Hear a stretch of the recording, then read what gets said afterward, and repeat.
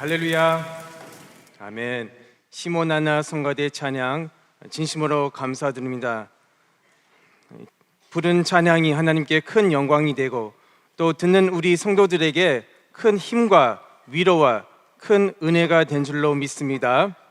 시편 22편 3절 말씀 볼 때 하나님께서 찬송 가운데 거하신다고 말씀해 주고 있습니다. 이 시간 하나님께 정성을 다해 마음을 다해서 신령과 진정으로 예배 드릴 때에 하나님 아버지께서 예배 가운데 임재하시고 또 말씀으로 만나주신 가운데 사모하는 마음에게 좋은 것으로 채워주시는 복된 역사가 있기를 먼저 주님의 이름으로 축원합니다. 오늘 본문 말씀을 통해서 성막에서 영원한 도성으로라는 제목으로 잠시 은혜를 나누고자 합니다. 성막에서 영원한 도성으로, 이런 주제로 잠시 은혜를 나누고자 합니다. 이 말씀은 우리 교회가 오리동 평강제일교회로 이전할 때 원로 목사님께서 1992년에 첫 말씀을 우리에게 주실 때 그 말씀이 은혜가 돼가지고 제가 그 말씀을 참고하고 구속사 시리즈 제9권 말씀을 정리하고 참고했습니다. 성막에서 영원한 도성으로, 이런 제목으로 잠시 은혜를 나누고자 합니다. 성도 여러분, 성경의 핵심이 무엇일까요? 성경의 핵심은 바로 구속사입니다. 그리고 구속사의 핵심은 하나님의 비밀, 예수 그리스도입니다. 그래서 구약에서는 타락한 이후로 하나님과 인간들이 만날 수 있는 통로가 바로 제단에서 이루어지는 제사들이었습니다. 그래서 이 구속 운동을 족장들의 개인 제단에서 먼저 시작해서 그리고 모세 시대에 장막 성전으로 발전했습니다. 그래서 결국은 이 성막은 바로 예수님 자신과 또 예수님의 구속 사역을 예표하고 있으며 때가 참에 말씀이 육신이 되어 우리 가운데 거하시고 요한복음 1장 14절 말씀 볼 때 우리 가운데 장막을 치고 우리 가운데 거하셨다고 말씀해 주고 있습니다. 그래서 예수님은 친히 모퉁이 돌이 되시고 그리고 우리는 그분 안에서 지어져 가는 영적인 신령한 성막, 신령한 성전, 신령한 교회가 되는 것입니다. 에베소서 2장 20절부터 22절 말씀 볼 때 그 내용이 나오고 있는데 특별히 22절 말씀 볼 때 너희도 성령 안에서 하나님의 거하실 초소가 되기 위하여 예수 안에서 함께 지어져 가느니라 라고 에베소서 2장 20절부터 22절에 말씀해 주고 있습니다. 그래서 이런 관점에서 오늘 주신 말씀을 통해서 은혜를 나누고자 합니다. 우리는 다 신령한 그런 영적인 교회고 또 성전이고 하나님께서 이제 주님께서 다시 강림하실 때 주님께서 다시 오실 때 마지막 때 이 모든 구속사가 완성될 것입니다. 그래서 새 하늘과 새 땅이 이루어지면서 만물의 그런 탄식과 또 성도들의 탄식, 그 눈물, 또 성령님의 탄식이 다 그치고 하나님의 나라, 이 영원한 나라가 온전히 실현될 것입니다. 그래서 이런 관점에서 오늘 말씀을 통해서 은혜를 나누고자 합니다. 큰 첫 번째 대지로 광야에서 세워진 성막에 대해서 살펴보겠습니다. 첫 번째 대지입니다. 광야에서 세워진 성막, 이 성막 중심으로 말씀을 나누도록 하겠습니다. 하나님께서 이스라엘 백성을 애굽에서 출애굽을 시키고 광야로 인도하셨습니다. 그리고 마침내 시내산 광야에 도착해서 하나님께서 그들과 시내산 언약을 체결하셨습니다. 그래서 그 내용을 볼 때 언약의 공식에 따라서 세 가지 큰 요소가 있습니다. 먼저는 하나님께서 그들의 하나님이 되시고, 두 번째로 그들이 하나님의 백성이 되고, 그리고 마지막 세 번째는 하나님께서 그들 가운데 함께 거하신다는 것을 약속하셨습니다. 그래서 이 백성들이 하나님과 언약 맺은 관계 속에서 하나님께서 그들과 함께 거하신다고 약속하셨습니다.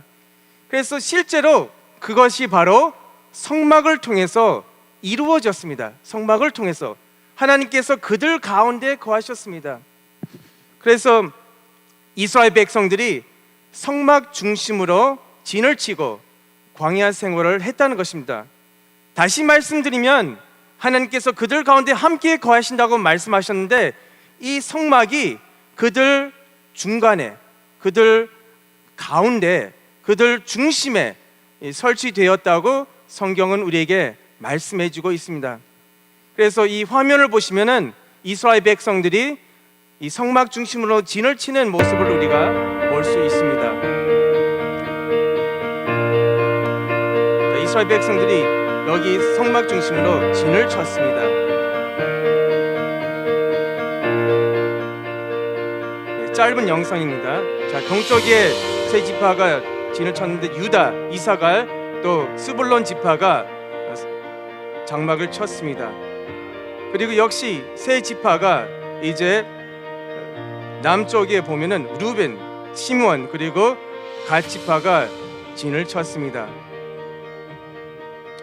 서쪽으로 볼 때 역시 세 지파가 진을 쳤는데 에브라임, 므낫세 그리고 베냐민 지파가 진을 쳤습니다. 순서대로 그대로 진을 쳤습니다. 마지막으로 북쪽에 볼 때 이 단 지파 그리고 아셀 지파, 납달리 지파가 성막 앞에서 진을 쳤습니다. 그리고 레위인들은 성막 주변에 진을 쳤습니다. 그래서 하나님께 더 가까이 있었죠. 게르손 자손 그리고 고핫, 무라리 자손들이 성막 중심으로 진을 쳤습니다. 그 앞에 모세와 아론과 그 아들들이 성막 입구 앞에서 진을 쳤다는 모습을 우리가 볼 수 있습니다. 그래서 이렇게 이스라엘 백성들이 성막 중심으로 진을 쳤습니다. 그리고 실제로 그 성막이 그들 진 정중앙에 설치되었다는 모습을 우리가 확인할 수 있었습니다. 그래서 하나님께서 함께 하시고 하나님께서 동행하신다는 그 임마누엘의 계시를 성막을 통해서 보여주셨습니다. 그래서 이 복음이 눈의 복음입니다. 그래서 누구나 눈으로 확인할 수 있는 눈의 복음이 되었습니다. 그래서 하나님께서 여러 가지 지시 상황을 모세에게 주셨습니다. 성막을 세울 때 이렇게 하라. 그래서 성경 말씀 볼 때 이 성막이 22단계의 과정을 거쳐서 성전이 조립하고 세워졌다고 성경은 우리에게 말씀해주고 있습니다. 그런데 놀라운 것은 히브리어 알파벳 그 글자 숫자도 바로 22개라는 사실입니다. 그래서 히브리어 알파벳이 이렇게 다 순서가 있는 것처럼 하나님께서 정하신 대로 이 성막을 세워야 된다는 것을 다시 일깨워 주었습니다. 다 질서 있게 하나님께서 정하신 순서대로 하나님께서 다 지으라고 말씀하셨습니다. 그리고 이 성막을 짓고 그리고 세우는 과정 속에서 그래서 어떤 것도 추가하거나 또 빠져서는 안 된다는 것을 하나님께서 그들에게 보여주셨습니다. 그래서 완벽하게 이 성막이 하나님께서 정하신 순서대로 아버지께서 원하신 대로 다 세워졌다는 것을 성경은 우리에게 말씀해 주고 있습니다. 그래서 성막 건축 과정은 모세가 마지막으로 시내산에서 하산할 날인 주전 1446년 7월 11일 이 날은 바로 대속죄일이죠. 그날에 시작되어 주전 1445년 1월 1일에 완공되고 세워짐으로 총 며칠 걸렸습니까? 총 169일이 걸렸습니다. 그래서 마지막 날에 하나님께서 세우라고 하나님께서 명령하셨습니다. 출애굽기 40장 2절 말씀을 보면은 너는 정월 초 1일에 성막 곧 회막을 세우고라고 말씀해주고 있습니다. 그러니까 하나님께서 첫날부터 그 성막이 세워지는 그 마지막 날까지 하나님께서 처음부터 모든 과정을 주관하시고 모든 과정을 개입하시고 또 섭리하셨다는 것을 우리가 알 수 있는 것입니다. 그래서 하나님께서 그 모든 과정을 주관하셨습니다. 그래서 이것을 봤을 때 이 구속사는 그냥 막연하게 흘러가는 것이 아니라 모든 것이 다 협력해서 하나님의 정확한 그 시간표대로 다 성취 나간다는 것을 우리가 알 수 있는 것입니다. 그래서 이렇게 성막이 세워지면서 구름 기둥이 그 회막을 덮고, 그리고 그 성전에 하나님의 영광이 충만했다고 성경은 말씀해 주고 있습니다. 출애굽기 40장 34절 말씀 볼 때 그 후에 구름이 회막에 덮이고 여호와의 영광이 성막에 충만하매라고 출애굽기 40장 34절에 말씀해 주고 있습니다. 그래서 이 말씀이 요한복음 1장 14절과 일치된 말씀이죠. 그래서 이 말씀이 바로 성육신 사건을 예표하고 있습니다. 연상케 시키고 있습니다. 말씀이 육신이 되어 우리 가운데 거하심에 장막을 쳤습니다. 그 영광을 보니 아버지의 독생자의 영광이요 은혜와 진리가 충만하더라 라고 요한복음 1장 14절에 말씀해 주고 있습니다.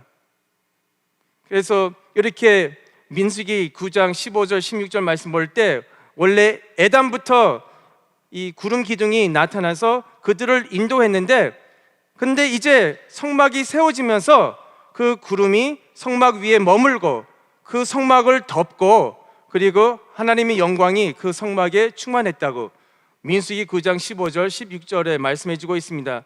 성막을 세운 날에 이 구름이 성막 곧 증거막을 덮었고, 정녁이 되면 성막 위에 불 모양 같은 것이 나타나서 아침까지 이르렀으되 항상 그러하여 낮에는 구름이 그것을 덮었고 밤이면 불 모양이 있었는데 라고 민수기 9장 15절 또 16절에 말씀해 주고 있습니다.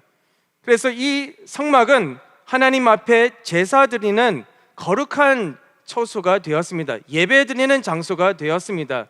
그래서 하나님께서 그 성막 가운데 임재하시고 백성들을 만나 주시고 이 성막을 통해서 하나님께서 말씀을 선포하시는 가운데 성막은 이스라엘 진의 중심으로서 언약 공동체를 하나로 묶어주는 구심점이 되었다는 것입니다. 그런데 역시 이 성막은 영원한 안식처가 아니었습니다.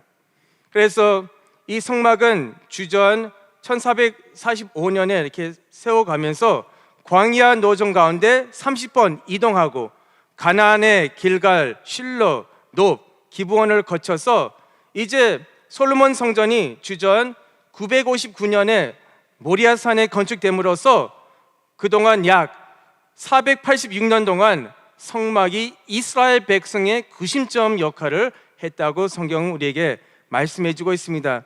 그래서 이 성막을 이렇게 조립하고 해체하는 과정, 이 성막이 이동하는 그 모습을 봤을 때 이 성막은 영원한 안식처가 아니구나, 이렇게 우리가 깨달을 수 있는 것입니다.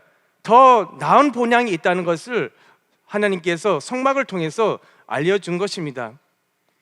그래서 히브리서 8장 5절 말씀 볼 때 이 성막은 사실은 하늘의 성소의 그림자 또 모형이라고 말씀해 주고 있습니다. 저희가 섬기는 것은 하늘에 있는 것의 모형과 그림자라. 모세가 장막을 지으려 할 때에 지시하심을 얻음과 같으니 가라사대 삼가 모든 것을 산에서 내게 보이던 본을 쫓아 지으라 하시느니라. 또 히브리서 9장 23절 24절 말씀 볼 때 같은 말씀이 있죠. 그러므로 하늘에 있는 것들의 모형, 이렇게 말씀해 주고 있습니다. 그래서 땅에 있는 모든 것들이 다 임시, 다 일시적이라고 성경은 우리에게 말씀해 주고 있습니다.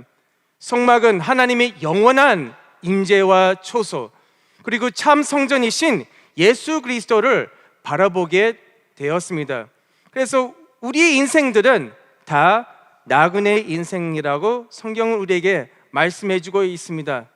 그래서 히브리서 11장 16절 말씀 볼 때 믿음의 조상들은 더 나은 본향을 사모했다고 말씀해 주고 있죠. 저희가 이제는 더 나은 본향을 사모하니니 곧 하늘에 있는 것이라. 그러므로 하나님이 저희 하나님이라 일컬음을 받으심을 부끄러워 아니하시고 저희를 위하여 한 성을 예비하셨느니라 라고 말씀해 주고 있습니다. 이 한 성은 영원한 도성입니다.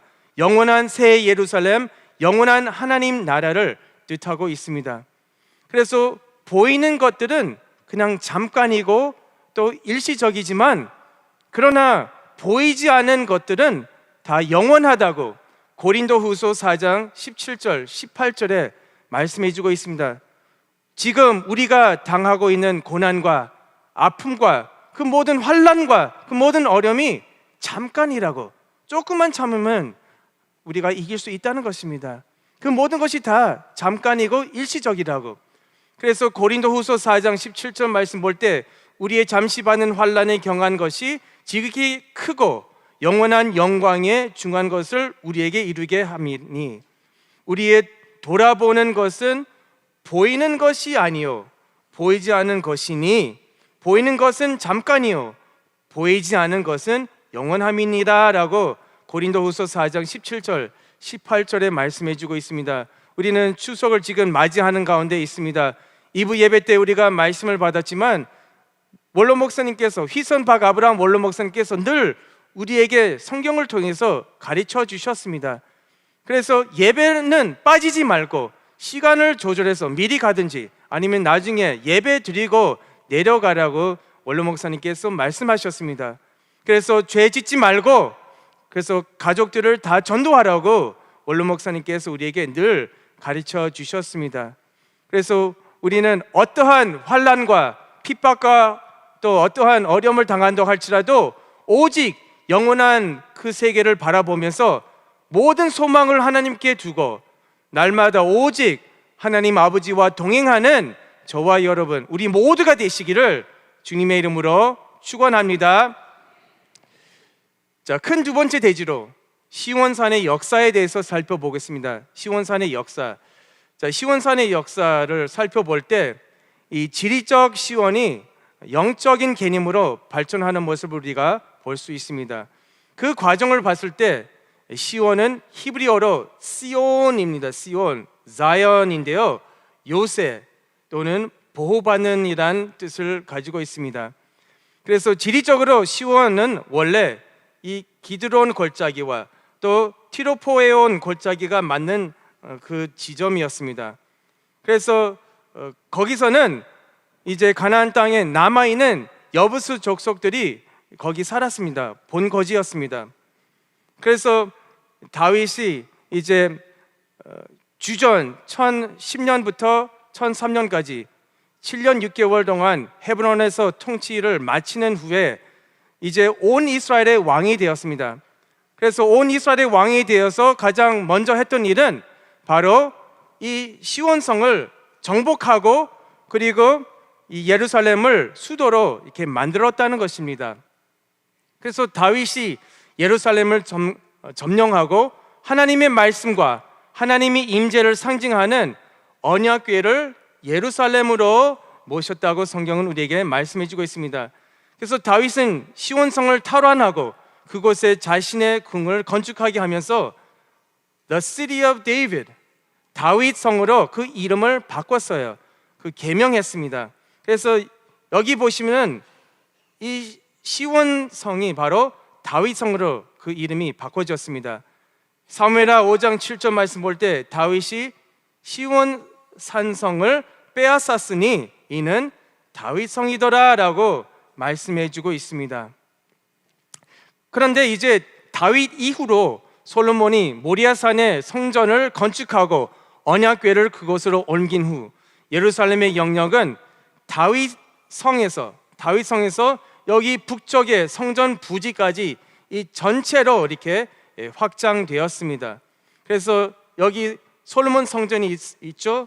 그래서 다윗 성에서 솔로몬 성전의 그 부지까지 포함해서 그 모든 것이 시온산으로 이렇게 불리기 시작했다는 것입니다.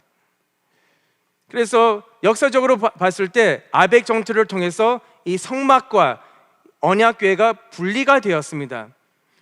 그래서 이전에는 이 언약궤는 다윗성의 장막에, 그리고 성막은 기브원의 회막에 따로 있었지만 솔로몬 성전이 완공된 후 모든 성물들이 다시 합쳐져서 새 성전에 안치되었습니다.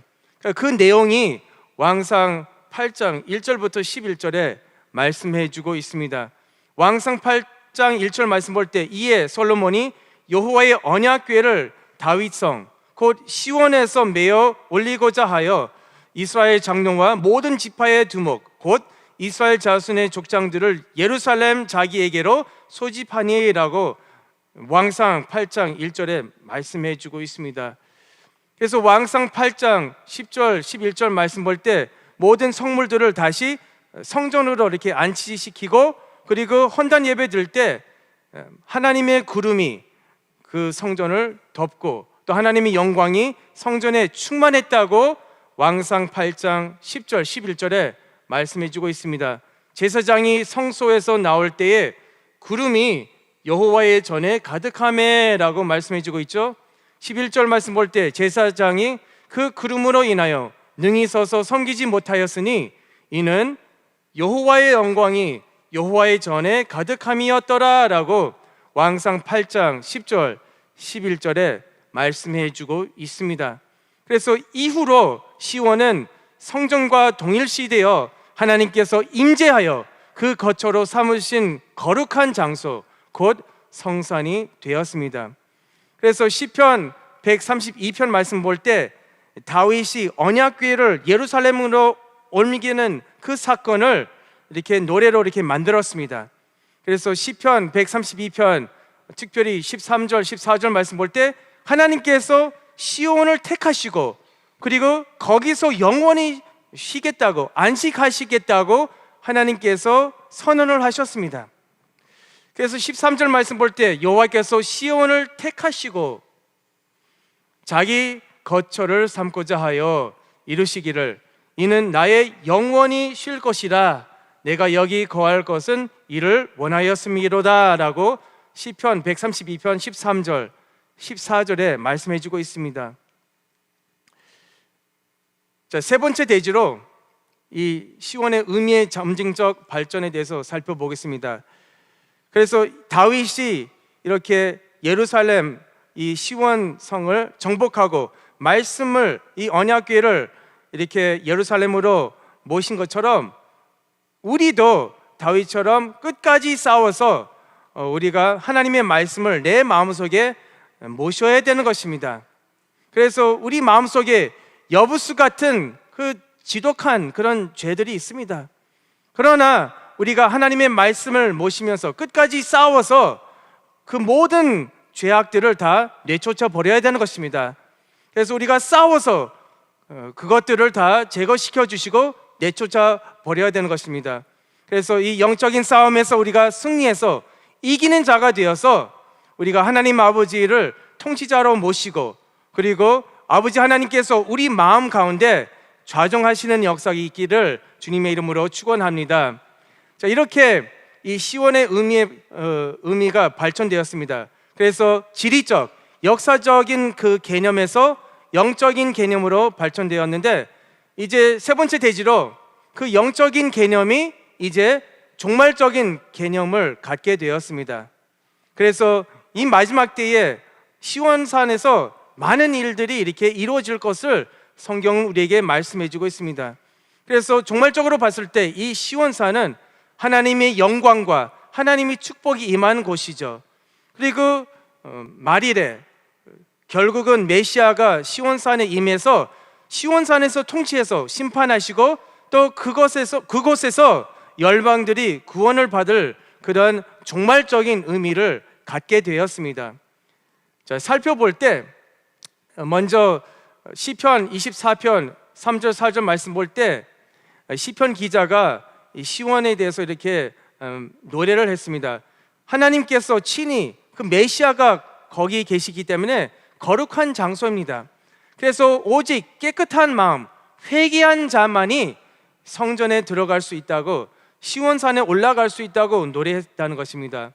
여호와의 산에 오를 자 누구며 그 거룩한 곳에 설 자가 누군고 곧 손이 깨끗하며 마음이 청결하며 뜻을 허탄한 데 두지 아니하며 거짓 맹세치 아니하는 자로다. 이렇게 시편 24편 3절 4절에 말씀해 주고 있습니다. 마음이 청결하고 또 회개하는 자만이 시온산에 올라가서 성전에서 예배를 드릴 수 있다고 성경은 말씀해 주고 있습니다.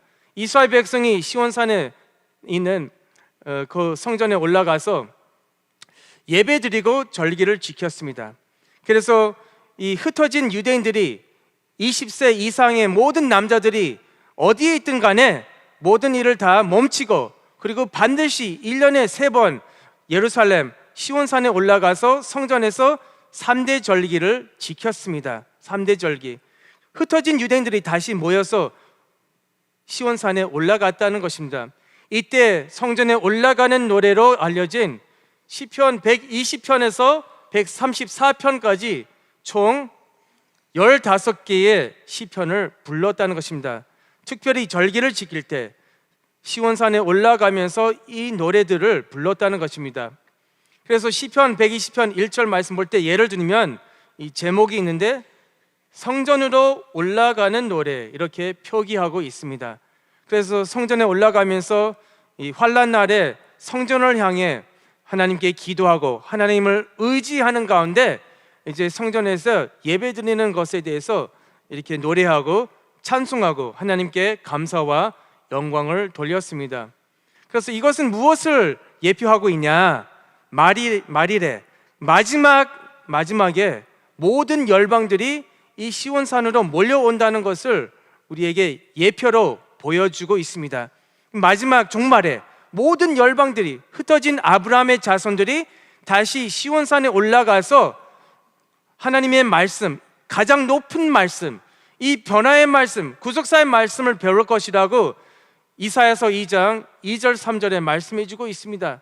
말일에 여호와의 전의 산이 모든 산 꼭대기에 굳게 설 것이요 모든 작은 산 위에 뛰어나리니 만방이 그리로 모여들 것이라. 많은 백성이 가며 이르기를 오라 우리가 여호와 산에 오르며, 여호와의 산이죠, 야곱의 하나님의 전에 이르자. 그가 그 도로 우리에게 가르치실 것이라. 우리가 그 길로 행하리라 하리니 이는 율법이 시온에서부터 나올 것이요 여호와의 말씀이 예루살렘에서부터 나올 것임이니라 라고 이사야서 2장 2절부터 3절에 말씀해 주고 있습니다. 이미 이 말씀이 우리 평강제일 교회를 통해서 다 성취되고 있다는 것을 믿으시기 바랍니다. 그래서 어느 때보다 지금 이 구속사 말씀이 세계적으로 지금 퍼져나가고 있습니다. 그래서 지난 2주를 볼 때 전 세계적으로 동시에 하나님의 말씀, 이 구속사 말씀이 퍼져나가는 모습을 우리가 볼 수 있다는 것입니다. 그래서 이사야서 4장 3절 말씀 볼 때 예루살렘에 있는 남아있는 자, 성전에 올라가서 예배드리는 자, 모든 시험을 통과하는 자들이 남은 자라고 말씀해 주고 있습니다.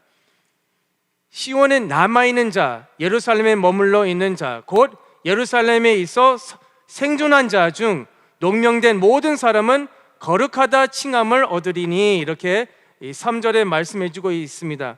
그런데 이사야서 4장 4절 말씀 볼 때 마지막 때에 하나님께서 시온 안에 있는 모든 죄악을 하나님께서 정결시키고 또 하나님께서 심판하신다고 예언하고 있습니다. 그래서 회개하지 않으면은 우리 낙오자 될 수밖에 없는 것입니다. 오직 회개하고 성전에 남아있는 자, 성전에 올라가서 예배드리는 자만이 남은 자가 될 수 있다고 성경은 우리에게 말씀해 주고 있습니다. 자, 보세요. 우리 이사야서 4장 4절 말씀 우리 다 같이 읽어볼까요? 중요한 말씀이기 때문에 화면을 보시면서 같이 읽도록 하겠습니다. 시작. 이는 주께서 그 심판하는 영과 소멸하는 영으로 시온의 딸들의 더러움을 씻으시며 예루살렘의 피를 그 중에서 청결케 하실 때가 됩니다. 그러니까 시온 안에서도 이 분리의 역사가 일어날 것을 이미 하나님께서 예언하셨다는 것입니다. 그래서 우리는 어떻게 해야 되겠습니까? 바로 회개하고 우리가 성전을 지켜야 되는 것입니다. 성전에 올라가서 성전에서 예배드리고 또 절기를 지키고 또 내 자리, 또 예배드리는 자리, 말씀의 자리, 예배의 자리를 우리가 지켜야 되는 것입니다. 그래서 많은 성도들이 이 많은 그 교회 문제 때문에 나는 다 문제가 다 해결될 때 교회에 나올 것이다, 이렇게 말하는 그런 성도들이 있습니다. 그런데 이 문제가 언제 해결될지, 1년일지 2년일지 누가 합니까? 알 수 없습니다. 그러나 중요한 것은 우리가 성전에 올라가서 예배를 드려야 된다는 것이죠. 남은 자가 되어야 된다는 것이죠. 낙오자 되지 않고 우리가 성전에 올라가서 하나님께 예배 드릴 때 하나님께서 우리를 구름과 또 불 기둥으로 덮어주시고 보호해 주신대요.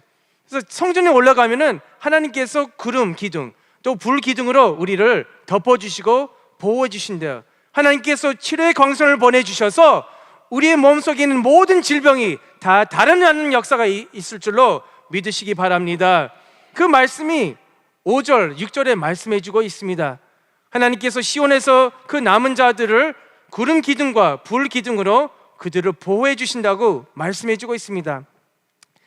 5절, 6절, 여호와께서 그 거하시는 온 시온산과 모든 지폐 위에 낮이면 구름과 연기, 밤이면 화염의 빛을 만드시고 그 모든 영광 위에 천막을 덮으실 것이며, 6절 볼 때 또 천막이 있어서 낮에는 더위를 피하는 그늘을 지으며 또 풍우를 피하여 숨는 곳이 되리라 라고 말씀해 주고 있습니다. 이것을 생각할 때 이스라엘 백성들이 광야에서 예배를 드릴 때 그 모습을 생각나게 되는 것입니다. 하나님께서 친히 구름과 불 기둥으로 그들을 덮어주시고 또 지켜주신다고 약속해 주고 있습니다. 그래서 시편 125편 1절 2절 말씀 볼 때 오직 확고한 믿음을 가지고 또 하나님을 신뢰하고 절대 의지하는 자들만이 시온산에 올라갈 수 있다고 말씀해 주고 있습니다. 그러니까 믿음이 없으면 성전에 올라갈 수 없는 것입니다. 확고한 믿음, 요동하지 않은 믿음, 흔들리지 않은 믿음을 가지고 우리가 성전에 올라가서 예배 드려야 된다는 것이죠. 그 사람들만이 남은 자가 될 수 있고 그 사람들만이 이 흔들리지 않은, 요동치 않은 그런 믿음을 소유할 수 있다고 성경은 말씀해 주고 있습니다. 시편 125편 1절 2절 여호와를 의뢰하는 자는 시온산이 요동치 아니하고 영원히 있음 같도다. 산들이 예루살렘을 두름과 같이 여호와께서 그 백성을 지금부터 영원까지 들으시리로다. 이렇게 시편 125편 1절 2절에 말씀해 주고 있습니다. 그래서 우리는 걱정 안 해도 될 줄로 믿습니다. 우리 삶 속에 여러 가지 질병 문제, 또 경제 문제, 관계 문제, 여러 가지 그 스트레스가 있습니다. 걱정합니다. 그러나 우리가 성전에 올라가서 하나님을 의지하는 가운데 예배 드리고 하나님께 간절히 기도하면은 반드시 하나님께서 우리의 기도를 들어주시고 우리의 모든 남 문제를 해결시켜 주시는 복된 역사가 있기를 주님의 이름으로 축원합니다.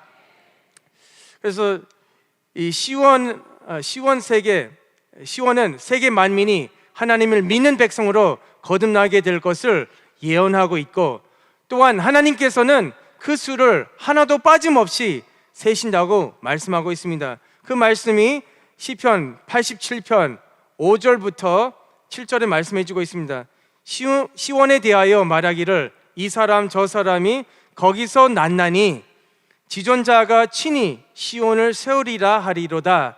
여호와께서 민족들을 등록하실 때에는 그 수를 세시며 이 사람이 거기서 났다 하시리로다. 노래하는 자와 춤추는 자는 말하기를 나의 모든 근원이 내게 있다 하리로다. 그러니까 우리의 참 고향, 우리의 참 본향은 바로 어디에 있습니까? 바로 말씀입니다. 말씀. 우리의 참 본향은 천국입니다. 그래서 이 시편 87편 6절 말씀에 여호와께서 민족들을 등록하실 때에는 그 수를 세시며라고 말씀해 주고 있습니다. 세시며는 히브리어 이 세포르이며 책을 뜻하는 세페르에서 유래된 것입니다. 그래서 결국은 성전에서 예배드리는 자를 하나님께서 족보책, 즉 생명책에 새기고 기록하신다고 우리에게 약속해 주고 있습니다. 그래서 요한계시록 14장 1절 말씀 볼 때 그 정해진 수가 있습니다. 14만 4천입니다. 그래서 이들이 모든 환난과 모든 어려움을 다 이기고 시온산에 어린 양과 서 있으면서 승리자로 새 노래를 부르게 됩니다. 인침을 받은 자들입니다. 입에서 거짓이 없고 어린 양이 어디로 가든지 끝까지 따르고 끝까지 생명 바쳐 충성하는 자이라고 성경은 우리에게 말씀해 주고 있습니다. 그래서 시온은 종말적으로 새 하늘과 새 땅에서 이루어지는 새 예루살렘을 가리키고 있습니다. 그래서 이 영원한 도성은 애통과 곡과 아픈 것이 없는 곳입니다. 시온은 하나님 백성의 영원한 안식처입니다. 이곳에 영광의 주님께서 친히 계신다고 성경은 말씀해 주고 있습니다. 아픔이 없습니다. 병이 없습니다. 아버지와 함께 영원히 아버지 집에서 거하시는 것입니다. 그래서 주 안에서 죽은 자들은 아브라함의 품을 안기고 하나님께서 허락하신 그 안식과 또 평화를 영원히 받고 누리고 있다는 것을 믿으시기 바랍니다. 히브리서 12장 22절 말씀 볼 때 히브리서 기자는 이미 말씀 받은 성도들이 시온에 도달했다고 말씀해 주고 있습니다. 그러나 너희가 이른 곳은 시온산, 그리고 살아계신 하나님의 도성인 하늘의 예루살렘과 천만 천사와 하늘의 거룩한 장자들의 총회, 이렇게 히브리서 12장 22절 23절에 말씀해 주고 있습니다. 그래서 히브리서 11장 4절 이하의 말씀, 이 구름 같은 증인들이 있습니다. 그래서 히브리서 12장 1절 말씀 볼 때 그 증인들이 구름처럼 우리를 둘러싸고 있다고 말씀해 주고 있죠. 그래서 우리는 그 믿음의 선배들의 발자취를 따라가야 될 줄로 믿습니다. 히브리서 11장 4절 말씀 볼 때 아벨이 저가 죽었으나 그 믿음으로써 오히려 말하느니라. 아벨은 육신적으로 죽었지만 실상은 산자입니다. 그래서 그의 삶과 그의 살아있는 믿음이 우리에게 증거하고 있다고 성경은 우리에게 말씀해 주고 있습니다. 그래서 그들이 구름같이 우리를 둘러싸고 있다고 말씀해 주고 있습니다. 그들의 발자취, 또 원룸 목사님의 발자취를 끝까지 따라가야 될 줄로 믿습니다. 우리 주님의 발자취를 우리가 찬송했는데 끝까지 따라가는 저와 여러분 되어야 될 줄로 믿습니다. 그래서 인내하고 또 우리가 참고 끝까지 오직 말씀만 바라볼 때 하나님께서 큰 승리를 허락해 주실 줄로 믿습니다. 이제 결론을 맺겠습니다. 이 성막에서 시작된 하나님의 임재는 시온을 거쳐 궁극적으로 영원한 도성인 새 예루살렘에서 완성되는 것입니다. 이 새 예루살렘은 성도들이 거할 영원한 천국을 의미하고 있으면서 동시에 그리스도의 신부인 교회를 상징하고 있습니다. 이 새 예루살렘은 바로 교회를 상징하고 있죠. 그래서 이 신부는 남편을 위해서 보석으로 예비하고 준비했다고 요한계시록 21장 2절 3절에 말씀해 주고 있습니다. 그래서 2절 말씀 볼 때 또 내가 보매 거룩한 성 새 예루살렘이 하나님께로부터 하늘에서 내려오니 그 예비한 것이 신부가 남편을 위하여 단정한 것 같더라. 3절 말씀 볼 때 내가 들으니 보좌에서 큰 음성이 나서 가로되 보라 하나님의 장막이 사람들과 함께 있음에 하나님이 저희와 함께 거하시리니 저희는 하나님의 백성이 되고 하나님은 친히 저희와 함께 계셔서, 이렇게 요한계시록 21장 2절 3절에 말씀해 주고 있습니다.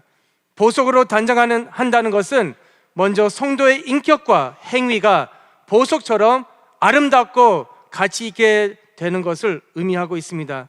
베드로전서 3장 3절 4절 말씀 볼 때 화면에 있으니까 같이 읽겠습니다. 시작. 너희 단장은 머리를 꾸미고 금을 차고 아름다운 옷을 입는 외모로 하지 말고 오직 마음에 숨은 사람을 온유하고 안정한 심령에 썩지 아니할 것으로 하라. 이는 하나님 앞에 값진 것이니라. 그리고 이 보석은 두 번째로 이 보석으로 단장하는 것은 성도의 믿음이 불같은 시험을 통하여 보석처럼 되어 견고하고 귀중하게 되는 것을 의미하고 있습니다.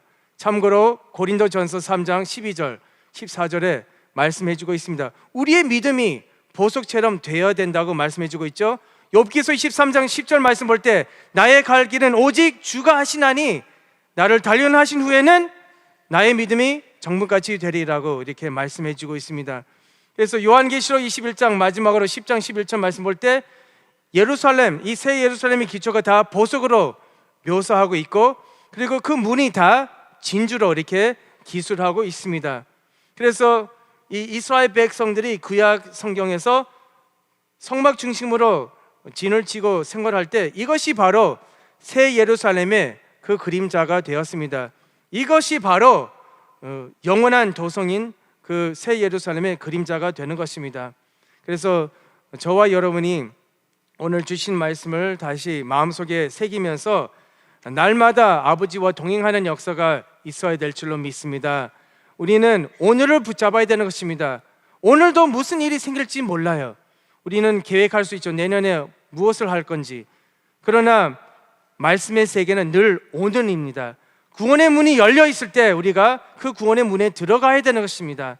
고린도후서 6장 1절 2절 말씀 볼 때 오늘 바로 구원의 날이고 은혜 받을 만한 날이라고 말씀해 주고 있습니다.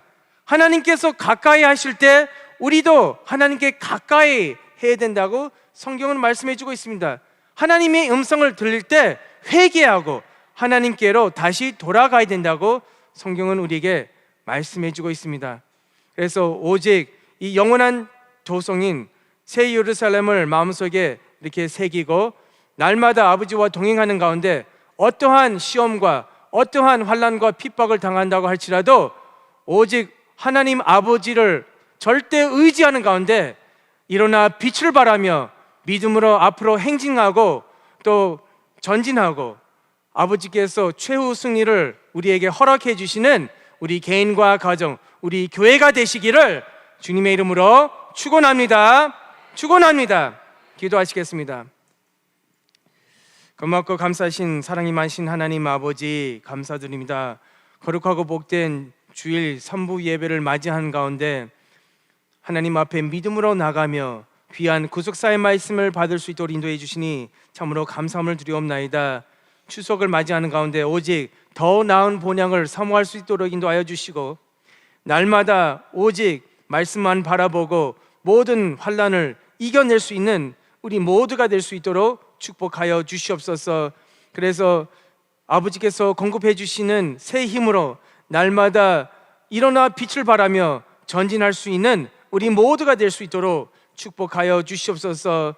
그래서 늘 천국을 사모하고 아버지를 사모하는 가운데 말씀을 모시고 또 아버지께서 우리 마음속에 좌정하시는 복된 역사 나타날 수 있도록 축복하여 주시옵소서. 여러 가지 난 문제가 있습니다. 또 법적인 문제가 있습니다. 또 특별히 교회 개척 60주년을 맞이하는 가운데 12권 상권을 준비하고 또 기도하는 가운데 있습니다. 아버지께서 그 모든 과정을 주관하여 주셔서 아버지께서 원하신 때에 모든 것이 다 협력해서 선한 열매로 나타날 수 있도록 축복하여 주시옵소서. 또 우환칠고 병마로 고통받는 성도가 있거든. 아버지께서 구름과 구름 기둥으로 그들을 덮어주시고 치료의 광선을 보내주심으로 말미암아서 모든 질병과 모든 아픔이 다 달아날 수 있도록 축복하여 주시옵소서. 될 줄로 믿사옵고 이 모든 말씀 예수 그리스도 이름으로 간절히 기도하옵나이다. 아멘. 하나님께 영광의 박수 올리겠습니다.